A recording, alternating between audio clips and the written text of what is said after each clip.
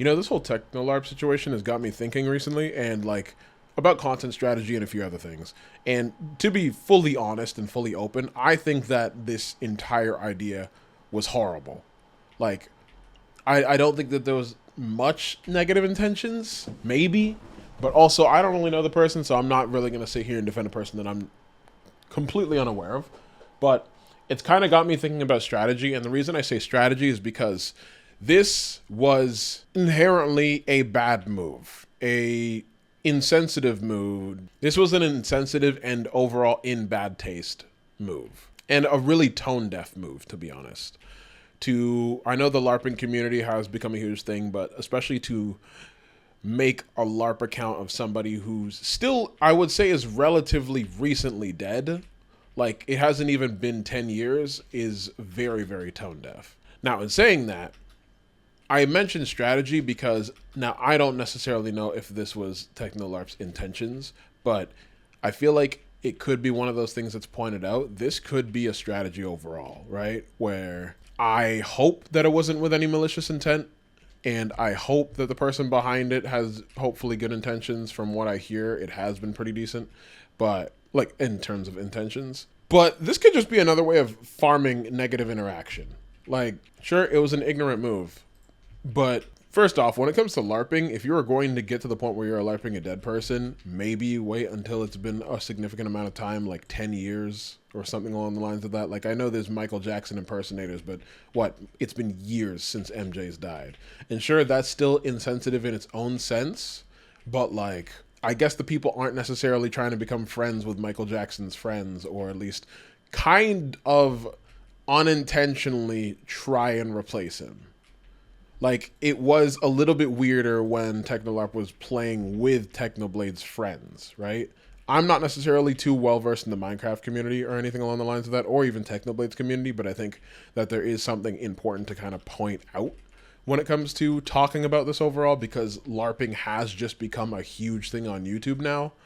But like, in terms of strategy, it does make me worried because maybe people, maybe not so much with this person specifically, but with other people, this might prove to be a strat right here, where similar to like how Twitter works, you farm all that negative controversy. You farm all the negative interaction and the hate that you're getting because, hey, even though it's hate, it's still filling a paycheck. It's still filling people's pockets.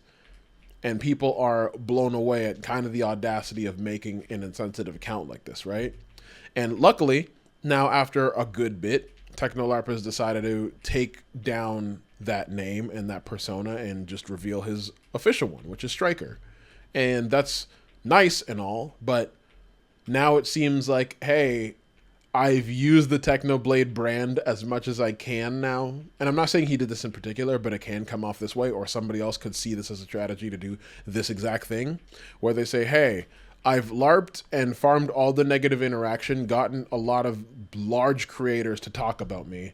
So now I can just dish away the Technoblade brand like as if it was nothing, because I've used it for my own personal gain and therefore show my real persona, which some people will obviously unsubscribe because they were just like, well, some people will obviously unsubscribe because, hey, maybe they're expecting TechnoLarp and they're not in it for the bit anymore. There will be that like negative interaction that they wanted and they're not getting that so much anymore, so they might leave because of that. I would assume the people that don't subscribe are usually the ones that feel like this thing overall is really disrespectful, so I feel like some serious Technoblade fans wouldn't even have subscribed to the channel in the first place, and they're probably not subscribing anyways. But with all this controversy, regardless of how it ended, negative or positive, he has an audience.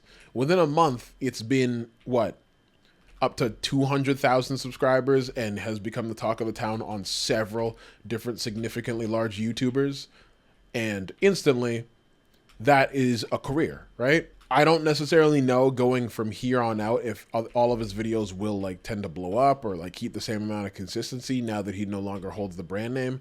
But I'm assuming people have found his channel and decided to subscribe because they liked what they saw. And because they liked what they saw, they almost see it as no point in like unsubscribing if it's still going to be somewhat similar Minecraft content with a guy that sounds like Technoblade. But you farmed all the controversy that you wanted at this point.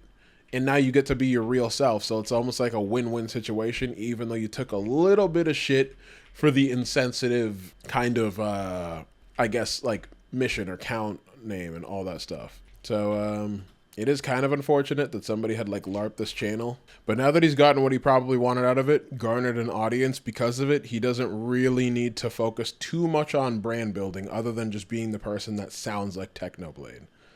This is a win-win for him. And it was a very unfortunate thing to do, but it's a win now. He's got the virality, he's got the audience, and therefore can continue to kind of just grow from there on out and have this be seen as a misunderstanding.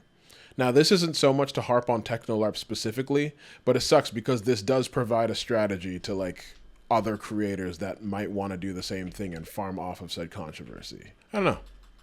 I think it's just an unfortunate reality that this is building, especially with how many people are starting to LARP again. That being said, I do know that in making this, they were usually, from what I heard, pretty respectful, but for the most part, when it came to messaging Technoblade's dad, I think that was handled horribly. Silence doesn't mean consent. And the fact that Technoblade's dad was put in a very awkward and kind of horrible position in terms of handling or asking if somebody could LARP his still recently dead child, I feel like that's an extremely insensitive thing to ask. But it's one of those things where I'm just like, I don't know why. I know he had asked several times and his dad didn't answer, obviously because that was a very awkward situation to be in. But silence doesn't mean consent. Try the same thing with women. That will land you in prison, and hopefully you will learn a very important lesson there. Just because he doesn't answer doesn't mean you're allowed to do that sort of thing. Of course, this isn't a unique position. You've probably heard from a lot of different people about how insensitive this is, so this is nothing new. But it just does bring up the concern that other people are going to continue to try and farm this controversy. And that already mixed with how AI is kind of taking over is the internet's just becoming wild, man. It's something that we really got to watch out for. That's just a few of my thoughts. Leave.